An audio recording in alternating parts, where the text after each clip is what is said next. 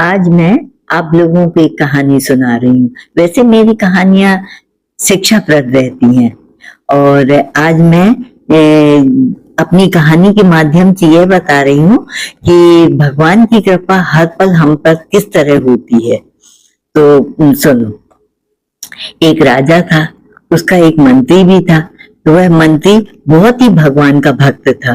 कोई भी बात होती तो वह हमेशा कह देता, भगवान की बड़ी कृपा हो गई। घर राजकाज में या राजनीतियों में किसी भी विषय पर चर्चा होती, वह हमेशा यही शब्द बोलता रहता कि भगवान की बड़ी कृपा हो गई। राजा यह सुनते रहते कि भाई तुम हमेशा यही बात बोलते। बोले हाँ महाराज, हमेशा भगवान की कृपा तो होती है। तो अब एक बार राजा ने कहा कि अब मुझे अच्छी तेज धार वाली तलवार मंगाना है। तो मंगवाई गई उनके लिए वह तलवार। उस तलवार को परखने के लिए राजा ने उंगली से उसको हाथ फेरा, तो उनकी धोखे से वह उंगली कट गई।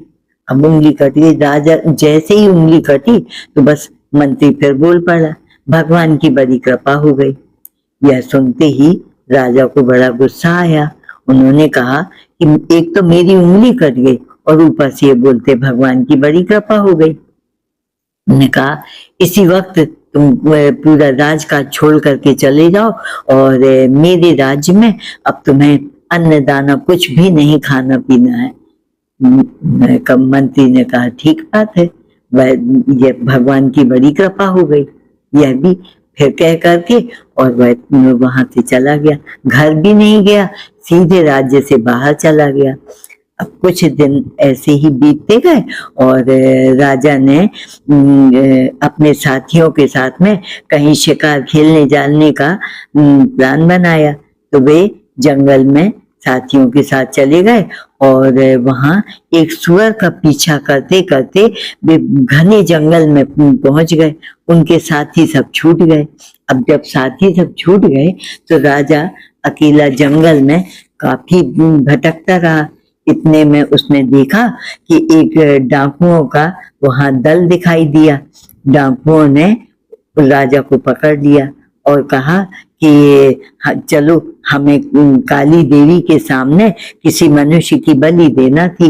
तो अच्छा हुआ यह मनुष्य पकड़ में आ गया और बस उन्होंने बलि देने के लिए उन्हें तैयार किया। और जैसे ही देवी जी के सामने लेकर गए तो उनके पुरोहित लोग जो थे उन्होंने देखा। उन्होंने कहा पहले पूरे इनके शरीर के अंगों का निरख परख किया जाए कि इनका सब अच्छा है कि नहीं।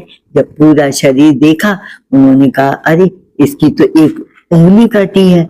यदि उंगली कटी है तो इसका तो अब बलि नहीं दिया जा सकता, क्योंकि जो एकदम पूर्ण अंग है, पूरा अच्छी तरह से है, उसी का बलि दिया जाता है। उन्होंने कहा इसकी तो उंगली कटी है, इसलिए इसका बलि नहीं दी जाएगी। राजा को छोड़ दिया गया। अब राजा अपने घर वापस जब आ गए तो उन्होंने कहा कि भाई मंत्री ने मेरे से कहा था कि यह बड़ा भगवान की कृपा हो गई है। तो वास्तव में ये बात तो आज समझ में आई कि अगर उंगली कट गई थी तो ये भगवान की कृपा थी। यदि उंगली ना कटी होती तो मेरा तो गला कट जाता। उन्होंने अपने दूसरे मंत्रियों से, सेनापतियों से कहा कि जाओ उस मंत्री को कहाँ गया है उसका पता लगाओ और बुला कर लाओ। जब तक वो मंत्री नहीं आएगा तब तक मैं अन्न ग्रहण नहीं करूंगा। चारों ओर से सब सेनापति और सब जितने साथी थे उनके सब ढूंढने निकल गए। उन्हें मंत्री मिल गए। जब मंत्री मिले उन्हें लेकर राज्य में आए तो राजा ने बड़ा स्वागत किया और कहा भाई तुमने बात सही कही थी कि मैं भगवान की कृपा हो गई। तो कृपा हो गई तब तो आज मैं बच गया, और नहीं तो मेरा तो गला भी कट जाता। उन्होंने कहा सब भगवान की बड़ी कृपा हुई।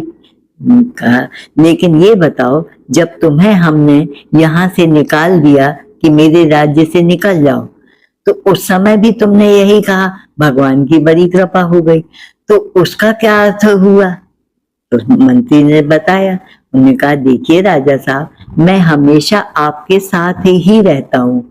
यदि मैं उस दिन भी शिकार खेलने के लिए आपके साथ में जाता तो मेरा घोड़ा आपके घोड़े से कमजोर नहीं है, वह भी उतनी ही तेजी से आपके साथ चलता और मैं आपका साथ नहीं छोड़ता।